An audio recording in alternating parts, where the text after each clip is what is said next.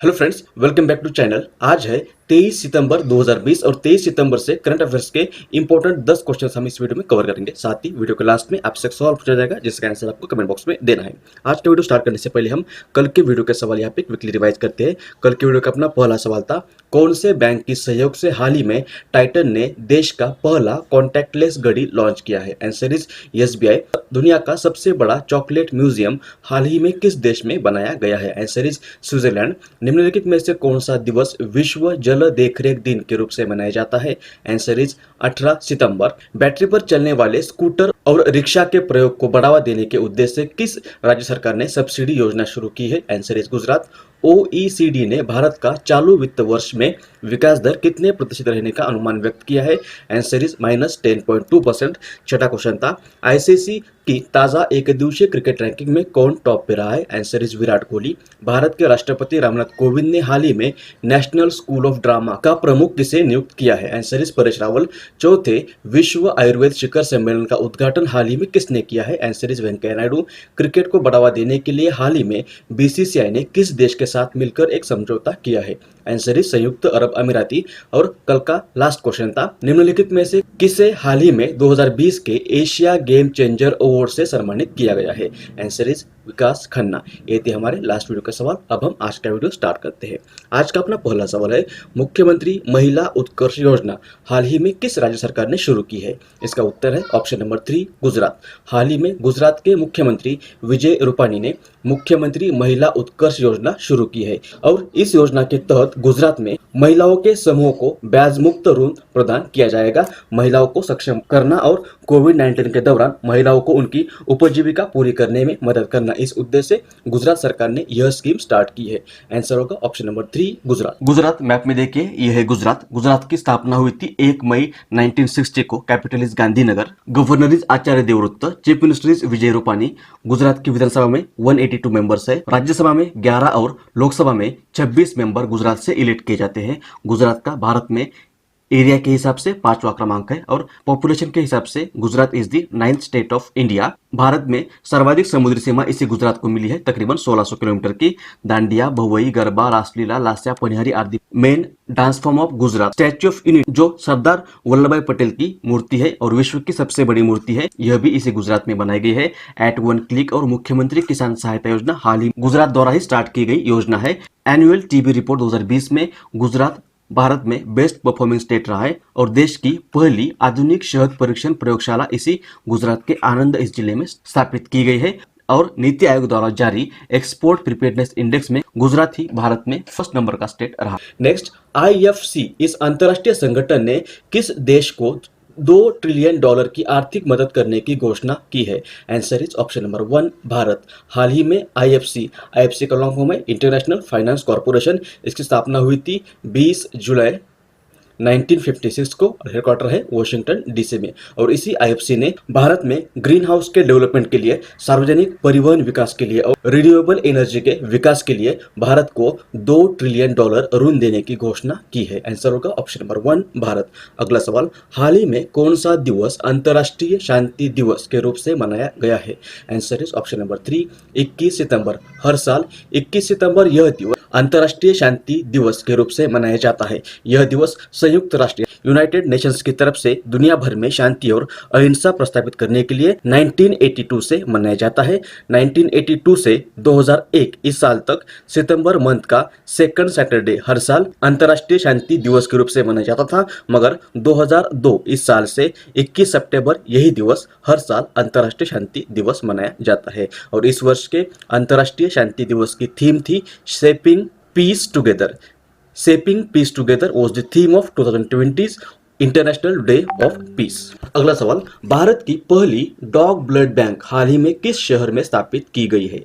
Answer is option number 1, Ludhiana. Ludhiana है पंजाब की city और इसी लुधियाना में भारत की पहली डॉग ब्लड बैंक शुरू की है। अगर किसी एक्सीडेंट में या किसी भी कारण की वजह से डॉग्स को ब्लड की जरूरत पड़ेगी तो इस बैंक की तरफ से डॉग्स को ब्लड प्रोवाइड किया जाएगा। आंसर होगा ऑप्शन नंबर 1, लुधियाना। यहाँ पे दूसरा ऑप्शन है मथुरा। मथुरा में भारत का पहला हाथी रुग्णालय स्थापित किया गया है। मेरठ है उत्तर प्रदेश में। मेरठ में भारत का पहला एनिमल वॉर मेमोरियल स्थापित किया गया है और हैदराबाद में भारत का पहला डॉग पार्क भी स्थापित किया गया है। अगला सवाल, संयुक्त राष्ट्र के 2020 क्लास ऑफ 17 यंग लीडर्स की सूची में हाल ही में निम्नलिखित में से किसे शामिल किया गया है? Answer is option number 3 Udit single. ये देखिए, ये है 17 वर्षीय भारत के उदित सिंगल।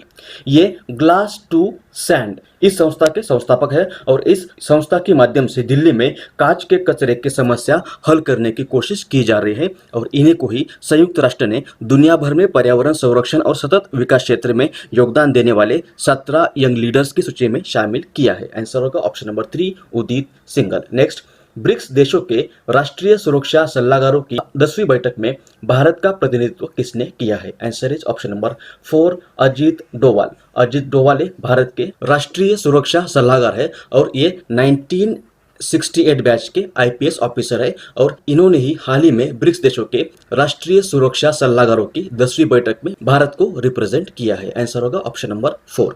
अगला सवाल, नक्सलवाद से लड़ने हेतु किस राज्य सरकार ने एक विशेष पुलिस दल की स्थापना करने की घोषणा की है? Answer is option number 2 Chhattisgarh.